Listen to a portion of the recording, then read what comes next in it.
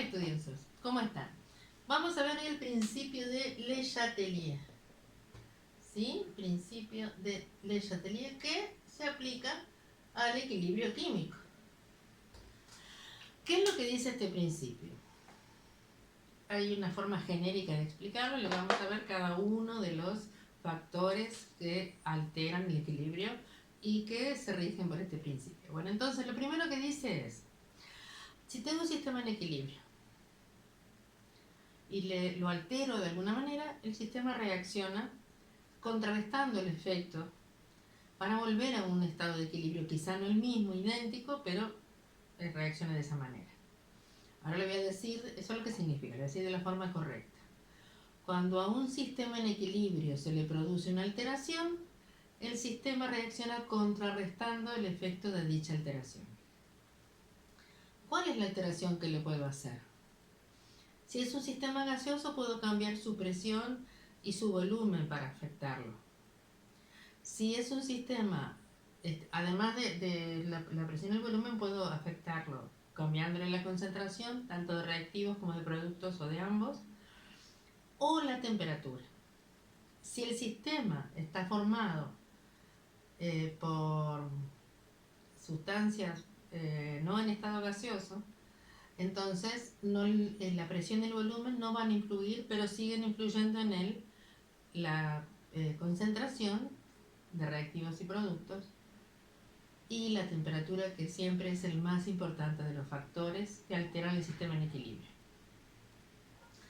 Entonces, vamos a ver un sistema, uno de los más conocidos en estado gaseoso es este. Recordemos que esta doble flecha significa que tanto los que escribo del lado izquierdo, que se supone que son los reactivos, como los que escribo del lado derecho, que serían los productos, en realidad coexisten en un recipiente. Yo tengo esto, esto y esto. O sea, un sistema de equilibrio es aquel en el cual coexisten todas las especies, reactivos y productos, y además la concentración de todas las especies permanece incambiada en el tiempo, a menos que se le produzca una alteración externa. Vamos a igualar la ecuación, 2 de nitrógeno, entonces acá preciso un 2, 2 por 3, 6, entonces acá necesito un 3. Lo voy a hacer más prolijo para que se entienda bien.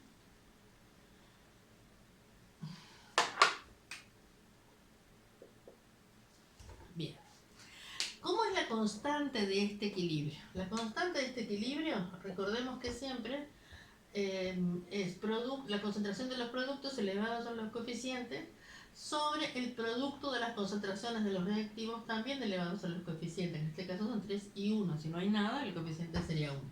O sea, en este caso sería la concentración de amoníaco gaseoso al cuadrado sobre la concentración de nitrógeno por lo de dinitrógeno y dinitrógeno, en este caso al cubo. Esa es la forma de calcular la constante de este equilibrio. Pero vamos a quedarnos con los factores que modifican el equilibrio. Vamos a empezar por presión como un factor importante. ¿Cómo interpretamos la presión de gas? La presión de gas se interpreta como la fuerza, o sea, el número de choques que las partículas de gas hacen contra las paredes del recipiente que los contiene. ¿Sí? Recordemos que cuanto mayor la presión significa que hay más choques de partículas contra las... También son partículas las que forman las paredes del recipiente, pero estamos pensando en las partículas de gas. ¿Sí? La definición del sistema del estado de equilibrio, en el otro video esto se ve claramente. Recordemos, y también en el de estado gaseoso. ¿Sí? Allí se define bien la presión. Vamos a utilizar ese concepto. ¿Qué significa esto que está escrito acá? Significa que cada molécula de nitrógeno que reacciona con 3 moléculas de dihidrógeno, va de nuevo, cada molécula de dinitrógeno que reacciona con, ese más se le reacciona con 3 moléculas de dihidrógeno, forma 2 moléculas de amoníaco. También quiere decir, porque tiene la doble flecha, que dos moléculas de amoníaco se pueden descomponer en 3 moléculas de dihidrógeno y una molécula de dinitrógeno. Bien, entonces cuando le cambio la presión, estoy cambiando la presión a todo el sistema. Si yo le estoy aumentando la presión, o sea, ¿cuál es la diferencia entre esto y esto? Los enlaces son diferentes. Acá el nitrógeno está, o sea, acá en este arreglo de cómo están unidas las partículas, tengo 4 partículas libres en total, ¿sí? Y en este tengo 2 partículas libres en total. Por ejemplo, podría decirse, si este fuera el nitrógeno y estos fueran los hidrógenos, esto estoy hablando de la proporción, no estoy diciendo que sea ese el número, pero por cada una reaccionan 3 y se forman 3 de estas, perdón, 2 de estas, ¿sí? Estas estarían representando al amoníaco, está el dinitrógeno y esta es el dihidrógeno. Así a simple vista, cuando las partículas, cuando el equilibrio favorece a los reactivos, es decir, es mayor la concentración de reactivo, entonces el arreglo de las partículas, la forma en que se unen, deja 4 partículas en libertad. 1, 2, 3, 4. Por cada mínima proporción para que haya reacción.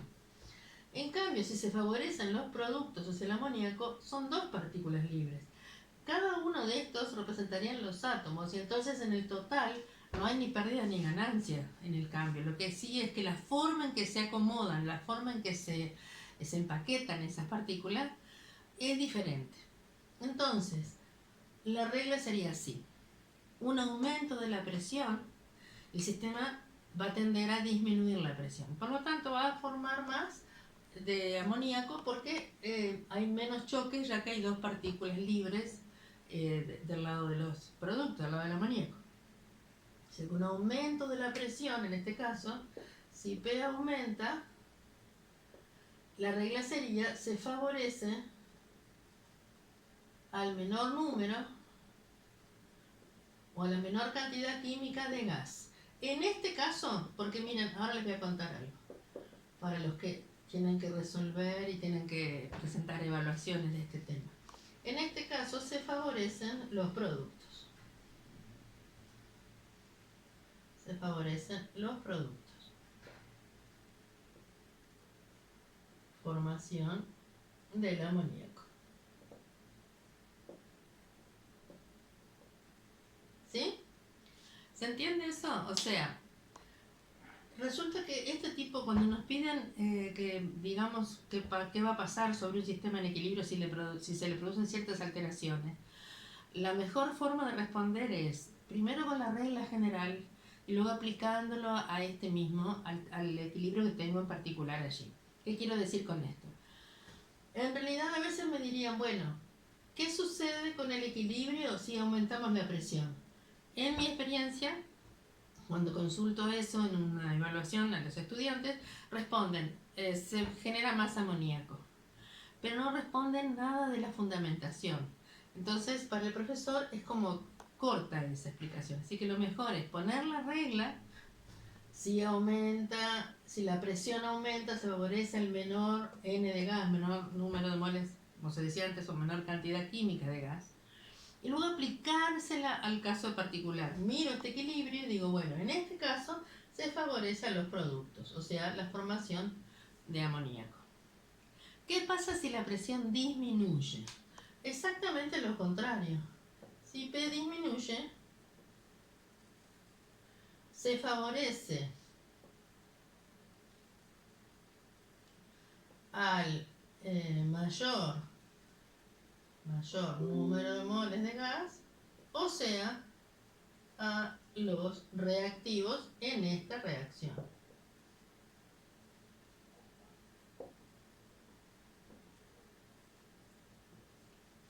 ¿Sí? Bien. Fíjense qué pasaría con un equilibrio como este. Ahí va. Dihidrógeno reacciona con diyodo para producir 2 moles de yoduro de hidrógeno. Si le aumento, fíjense que acá tengo 2 partículas libres, ¿sí? Serían moléculas de dihidrógeno y una molécula de diyodo. una molécula de hidrógeno y una molécula de yodo por cada proporción mínima. Puede haber millones, por supuesto, de muestras, pero la proporción es una y una. Y cuando reaccionan se forman dos moléculas de yoduro de hidrógeno. Por lo tanto, el número de la cantidad química de gas, tanto para reactivos como para productos, es equivalente. Así que en sistemas gaseosos donde la cantidad de gas, los coeficientes estequiométricos de gas en los reactivos y en los productos presentado el equilibrio es igual, entonces en realidad la presión no influye. Tampoco va a influir el volumen. En realidad, si le disminuimos el volumen a un sistema, el sistema va a reaccionar ¿de qué manera? De que tiende a acomodarse de tal forma que se queden en ese nuevo volumen más pequeño las partículas en condiciones bastante similares, o sea, sin cambiar la temperatura y la presión, a como estaba antes. Y si le aumentamos el volumen, va a favorecer llenar ese nuevo espacio. Entonces el volumen se comporta exactamente en forma inversa a la presión. Así que si acá ponemos, si B disminuye, o sea, como segundo factor, ponemos volumen. Si B disminuye, se favorece el menor número, el menor N de gas. En este caso se favorecen los productos, todo esto es así. Y si el volumen aumenta, se favorece la formación del mayor N de gas. ¿Sí? Si B aumenta, se favorece el mayor número de gases, en este caso los reactivos. En este caso no influye. ¿Sí? Bueno, vamos con la concentración. En este caso, que todo el sistema es gaseoso, nosotros podemos hablar de concentración, que sería una unidad como mol por litro. Podríamos hablar también de fracción molar, que es la fracción de moles de cada gas que le corresponde respecto a los moles totales. Pero en realidad vamos a hablar, cuando hablamos de concentración, por lo general nos vamos a referir a mol por litro. Pero en el caso de los gases nos referimos a presión parcial. Vamos a ver la relación entre ambas unidades, entre ambas constantes. Acá no especifiqué en qué unidad estaba trabajando.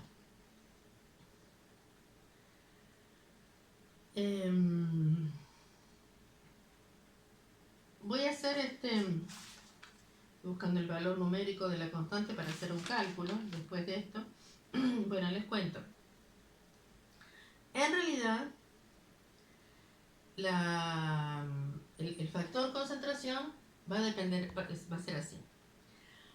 Si se le aumenta, cuando dice se le, es lo primero que nosotros le hacemos al sistema, nosotros el que esté operando, ¿sí? O sea, el sistema ya tiene un estado de equilibrio y le vamos a alterar ese estado de equilibrio. Entonces, si aumentamos la concentración de uno de los reactivos o del otro de los reactivos o de ambos, el sistema a lo que tiende es a ese exceso de reactivo lo convierte en producto. ¿Por qué? Vean la constante. Si no cambia la temperatura, la constante no cambia, es algo que se comprueba. Y entonces, si aumento el denominador, necesariamente aumenta el numerador. La proporción no es igual, porque estos exponentes hacen que si esto aumenta el doble, no necesariamente aumenta el doble la cantidad de amoníaco producida. Vamos a ver, por eso quiero hacer un cálculo después para que se vea bien. Pero en principio, la regla sería, lo que dice Le Chatelier es un aumento en la concentración de los reactivos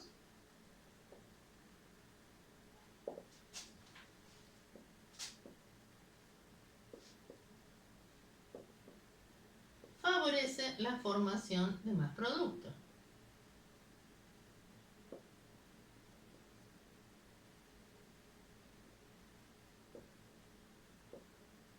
Como es un sistema en equilibrio donde todos existen, ¿qué pasa si yo digo y viceversa? ¿Tiene sentido? Y sí, porque dado este sistema, si agregamos más amoníaco, el amoníaco en exceso me quedaría el numerador mucho mayor y entonces, cumpliendo el valor de la constante, también aumentan los reactivos. Es decir, si aumenta esta concentración, entonces van a aumentar también la concentración, el sistema reacciona aumentando la concentración de los reactivos. ¿Y qué pasa si disminuimos? Una disminución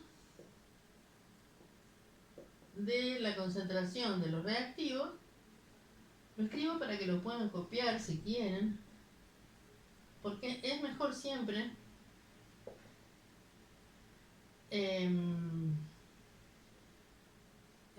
no puedo escribir y hablar a la vez. Una disminución de la concentración de los reactivos favorece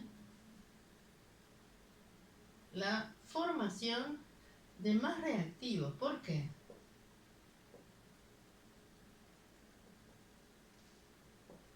Reactivo descomponiéndose el producto. Porque si disminuye esto, yo extraigo de acá, entonces esto sería menor. Bueno, el numerador también disminuye.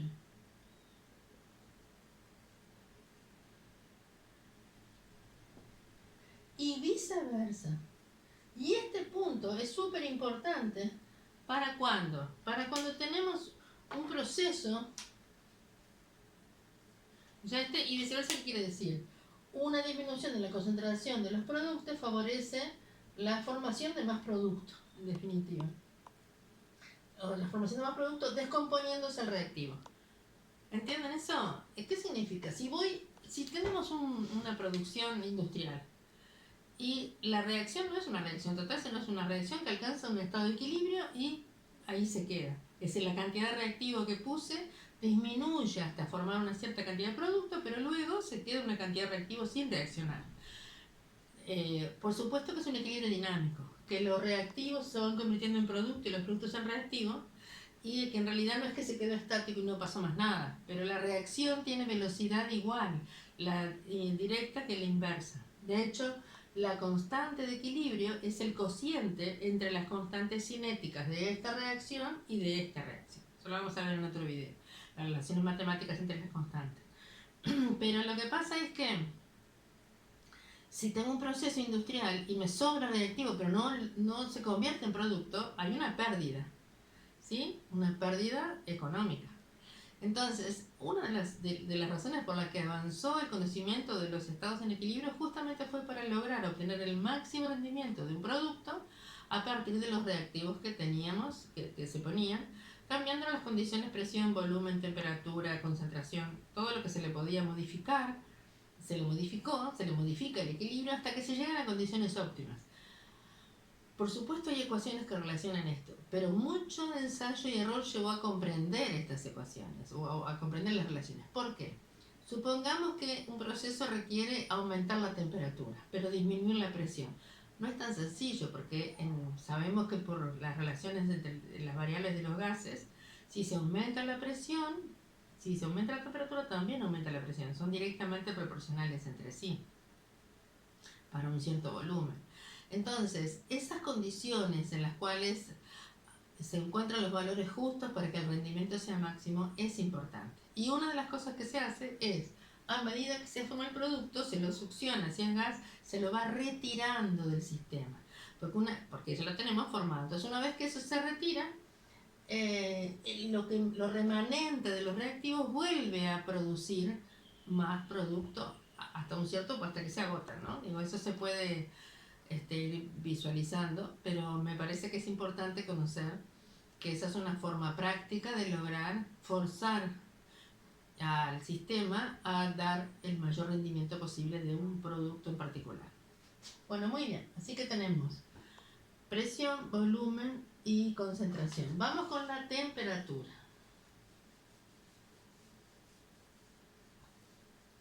Si aumentamos la temperatura de un sistema, primero, antes que nada, quiero que sepan que lo voy a hacer para un caso hipotético, ¿sí?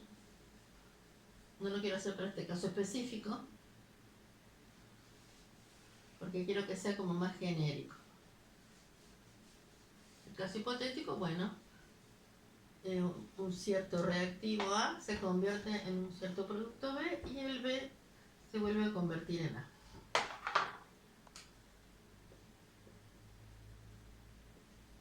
¿Sí? La constante de este equilibrio sería B sobre concentración de A. Y yo supongo que este proceso es exotérmico. El proceso directo es exotérmico. ¿De qué otra? ¿Qué quiere decir? Que libera calor. ¿De qué otra? Esto es algo genérico, no es una sustancia específica, sino que para que entiendan el concepto sin que importe tanto a qué está referido, a qué sistema específico está referido. Exotérmico. Otra forma de poner esto es del KH negativo. ¿Sí? Un sistema que cuando reacciona libera calor es exotérmico. Si es un sistema en equilibrio, entonces el proceso se revierte. Si cuando formó B a partir de A liberó calor, necesariamente tiene que tomar calor del ambiente para volver a formar A, ese sistema en equilibrio. Quiere decir que si en un sentido es exotérmico, en el sentido inverso es endotérmico. ¿Sí? Eso es así. ¿Lo puedo escribir al revés? Sí, puedo escribir primero el endotérmico y entonces el inverso va a ser exotérmico. Bien, entonces, ¿cómo sería? Vamos a pensar.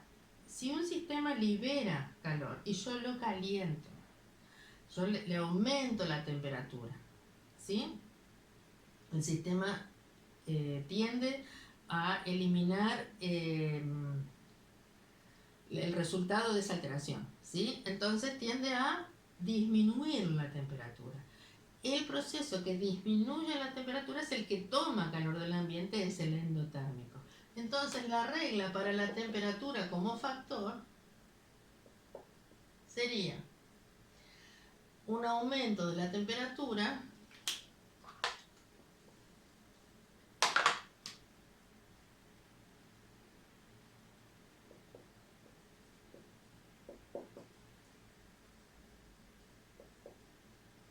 favorece al proceso endotérmico.